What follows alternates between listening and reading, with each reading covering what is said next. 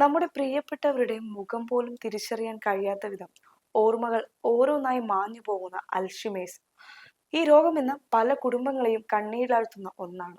എന്നാൽ പ്രായമാകുമ്പോൾ സ്വാഭാവികമായി സംഭവിക്കുന്ന ഒന്നല്ല ഇത്. മറിച്ച് നമ്മുടെ തലച്ചോറിനുള്ളിൽ നടക്കുന്ന വളരെ ഗുരുതരമായ ഒരു ജൈവിക തകരാറാണ്. ശാസ്ത്രലോകം നടത്തിയ ഏറ്റവും പുതിയ പഠനങ്ങൾ സൂചിപ്പിക്കുന്നത് തലച്ചോറിലെ ചില പ്രതിരോധ കോശങ്ങളുടെ പ്രവർത്തനം മന്ദഗതിയിലാകുന്നതാണ് ഇതിന്റെ പ്രധാന കാരണമെന്നാണ്. നമ്മുടെ തലച്ചോറിൽ ബീറ്റ അമലോയിഡ് പ്ലാക്കുകൾ എന്നറിയപ്പെടുന്ന ഒരുതരം വിഷാംശമുള്ള പ്രോട്ടീനുകൾ അടിഞ്ഞുകൂടാറുണ്ട്. സാധാരണഗതിയിൽ തലച്ചോറിലെ മൈക്രോഗ്ലിയ എന്നറിയപ്പെടുന്ന കാവൽ കോശങ്ങളാണ് ഈ പ്ലാക്കുകളെ നശിപ്പിച്ചു കളയാറ്.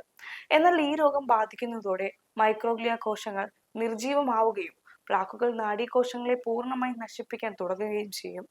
സ്പെയിനിലെയും സ്വിറ്റ്സർലാൻഡിലെയും ഗവേഷകർ സംയുക്തമായി നടത്തിയ പഠനത്തിൽ PM20D1 എന്ന ജീൻ ഉൽപ്പാദിപ്പിക്കുന്ന OLE എന്ന മോളിക്യൂളിന് ഈ മൈക്രോഗ്ലിയ കോശങ്ങളെ പുനരുജ്ജീവിപ്പിക്കാൻ സാധിക്കുമെന്ന് കണ്ടെത്തിയിട്ടുണ്ട്.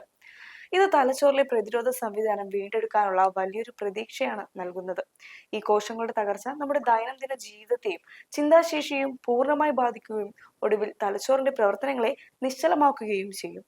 പ്രകൃതിദത്തമായ ചില ജീവിതശൈലി ക്രമീകരണങ്ങളിലൂടെ ഈ പ്രതിരോധ കോശങ്ങളെ ഒരു പരിധിവരെ സജീവമായി നിലനിർത്താൻ നമുക്ക് സാധിക്കും. ആഴത്തിലുള്ള കൃത്യമായ ഉറക്കം, തലച്ചോറിലേക്ക് ഓക്സിജൻ പ്രവാഹം വർദ്ധിപ്പിക്കുന്ന ലളിതമായ ശാരീരിക വ്യായാമങ്ങൾ, മാനസിക സമ്മർദ്ദം കുറയ്ക്കൽ, omega-3 അടങ്ങിയ പ്രകൃതിദത്ത ഭക്ഷണങ്ങൾ എന്നിവ ശീലമാക്കുന്നത് തലച്ചോറിലെ മാലിന്യങ്ങളെ നീക്കം ചെയ്യാൻ സഹായിക്കും. നമ്മുടെ കുടുംബത്തിന്റെയും നാളത്തെ ഓർമ്മകളും ആരോഗ്യവും നിലനിർത്താൻ ഈ ശാസ്ത്രീയമായ സത്യങ്ങൾ കൃത്യമായി മനസ്സിലാക്കേണ്ടതുണ്ട്.